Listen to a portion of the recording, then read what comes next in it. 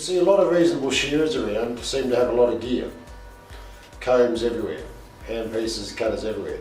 With so much variety in the sheep you shear, especially in Australian conditions, really soft British breeds to really licey, scummy merinos, I quite often get asked how many combs you should have. Okay, so most people, as they build up their shearing skill, they build up their comb numbers. Hand pieces and cutters are pretty generic. Okay, it's the combs that do the damage for us. They're the variation that we can use amongst that setup to get the best performance or to shear the sheep the easiest. I'm going to show you how really easy it is to get yourself up to 100 combs. So for this example, let's pretend my favourite comb is a freak. Okay? So basically, if that's the comb that suits me the best and that's the comb I use the most, I'll have 10 new, 10 half worn, and 10 just about off the scalp. 10 very close to the scalp. Perfect. For me that is. Okay, so straight away there I've got 30 combs. That's my general comb I'm using the most of. Possibly wouldn't hurt to have another 10 there, because 40, because that's what's getting used the most. But for example's sake, I'm going to have some new Willpower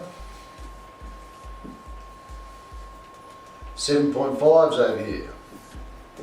They're a longer bevel, they're finer in the teeth, and they're finer on the point.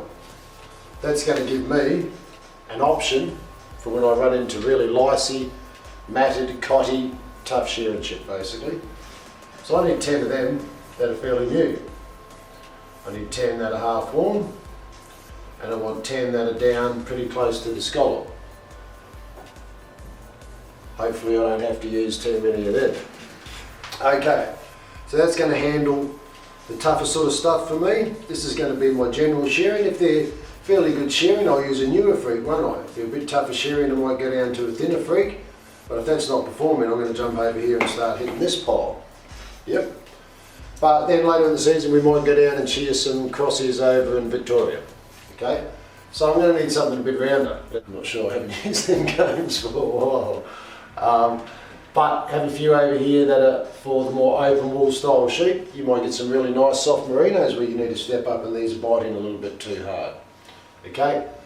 Condor or something, for example, Be Evil, something in them categories that are shorter bevel, rounder comb. I may not need as many of them over here because I don't really get to shear because I'm not really getting to shear lots of good sheep.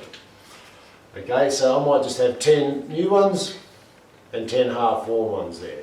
So I've already got 80 combs straight up. The last 20 will probably be filled up with 10 to 15 crutching plates that have gone off the scallop from either one of these piles and hit the crutching plate pile. And maybe 5 old broken tooth ram combs or something that I don't have a hell of a lot of love for from shearing some big horny rams or some big pole Dorset rams. That gives me another 20 in there, which gives me 100 combs. Without being too extravagant at all really. My favourite freaks, I'm using them. I've got some this side, I've got some this side for a bit tougher conditions, I've got some that side for a bit better conditions. All these combs can be varied and tweaked or touched up or shaped to suit the immediate conditions you're shearing day to day. So comb selection is very important, but you've got to have something to select. If this guy's pouch has only got 10 huges and 10 crutching plates, he hasn't got the options that I have going into the shed, so he hasn't got the chance to select the appropriate comb.